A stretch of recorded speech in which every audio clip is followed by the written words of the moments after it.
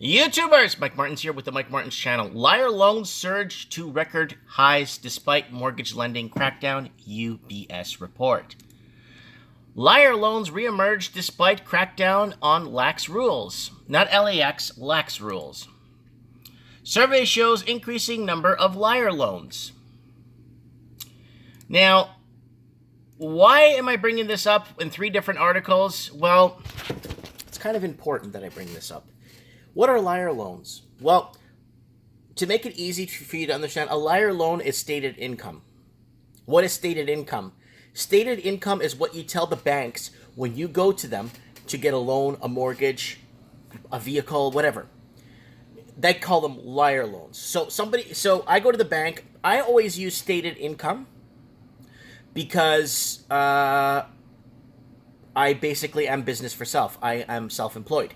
So I use stated income. Even though I own my house free and clear, my cars, everything, I've been smart with it, with basically my money and put my money in places that should be at the right times and kind of took the risk that a lot of other people will never take. I've done well, but I need to state my income. Now, in Canada, stated income means nothing here. In Canada, I go to the bank with a house paid off and 2 cars paid off, and I try to get a $5,000 loan. The bank will decline me. Why? Because I'm using stated income. I state to the lender or the person, the account executive working at the bank or the loan processor, how much I state that I make. And it won't work. They will not approve me, okay?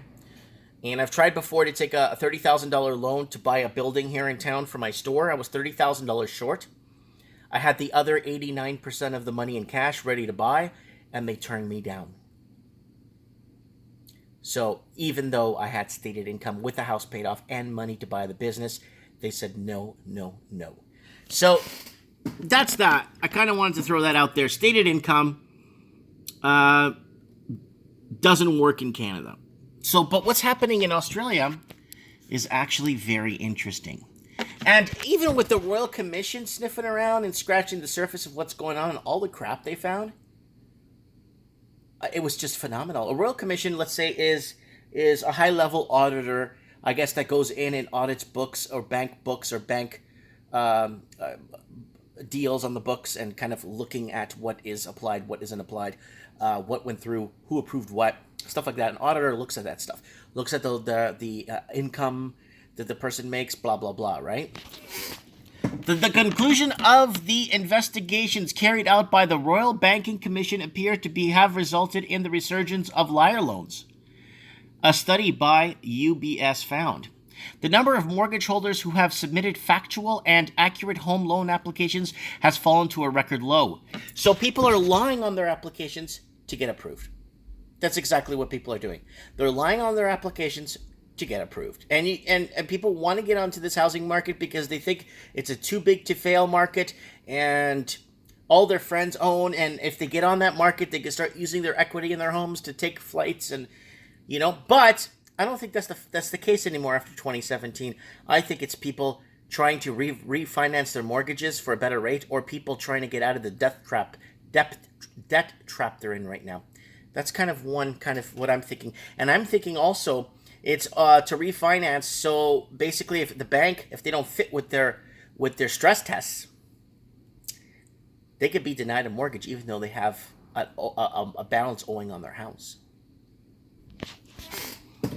This is despite the industry's focus of lax lending rules. In fact, only 63% of borrowers said their home loan applications were completely factual and accurate, down from 68% last year.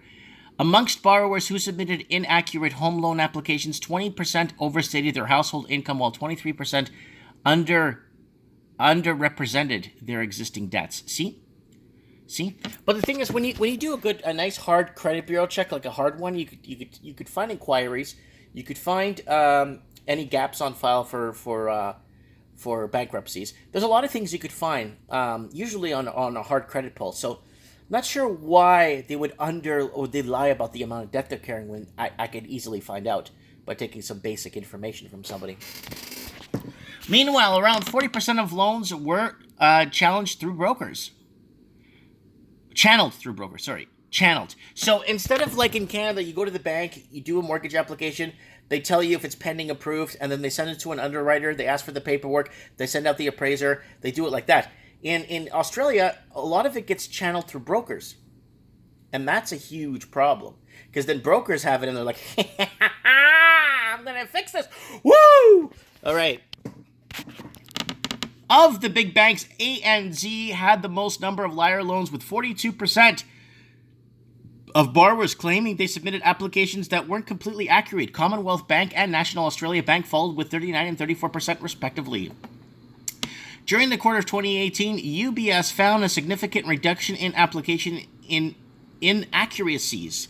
This was at the peak of the Royal Commission's investigations. The following quarters, however, witnessed precedent increases in liar loans, while banks have significantly bolstered their level of mortgage verification and checks. The cases of liar loans continue to balloon. Since the Royal Commission was announced in late 2017, the banks have significantly increased the level of mortgage verification. You're supposed to do this from the beginning! You're supposed to do mortgage verification from the beginning. Why? To protect the customer. When I walk into the bank, they tell me you're garbage because you're business for self. That's right. They're doing their job. But when you go in and they start fudging your numbers, and then now we're gonna have to verify more of these mortgage questions to make sure. We gotta call employers and we gotta make sure this pay stub's accurate. You're doing it now? So what? You buy an alarm for your car after it gets stolen? More documentation is now being requested. And more questions are now being asked.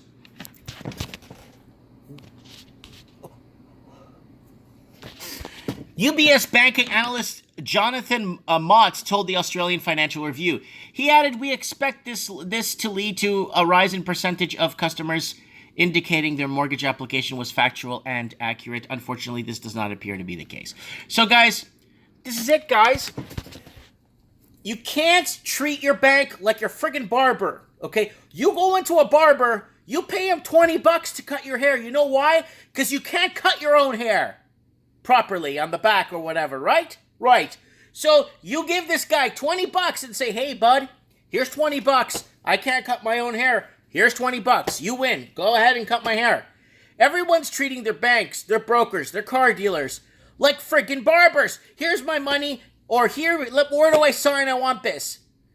Instead of doing their own research and finding out the barber mentality does not work with your bank. You got to do your own research, pull out your own TDS calculator, find out what you need to know, find out what you could afford, and find out what is coming up for unexpected bills. Always have money on the side for a rainy day. Nobody has money on the side for a rainy day. So now they lie about how much they make. It sucks. It really sucks. The banks should not be approving this garbage. They should be calling employers to find out how long they've been working there. They should be checking pay stubs. They should be checking all this stuff. Everything should be like clockwork. There should be no questions and ifs or buts. So now liar loans are reemerging. Why? Because they got to keep this housing crisis going, and they need to keep it going strong. Because without it, Australia's economy cannot only survive on exports of iron ore. Australia can't survive on exports of iron ore. And that's it. That's all they got. Let me know what you guys think in the comments below. I'd like to know. Liar loans. What do you guys think? The bank did the right thing. When I went in and said, "Look, I own my house. Can I use my house then if you don't want me to pay with my own money?" "Oh, no, it's not that. We can't give you the 30 grand. No problem." Fine. That was the best thing I ever did.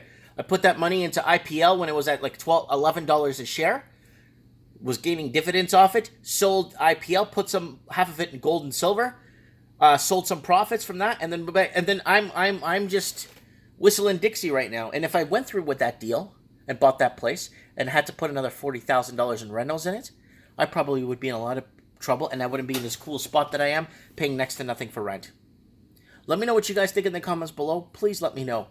And let me know how you guys feel about these liar loans. Thanks for watching.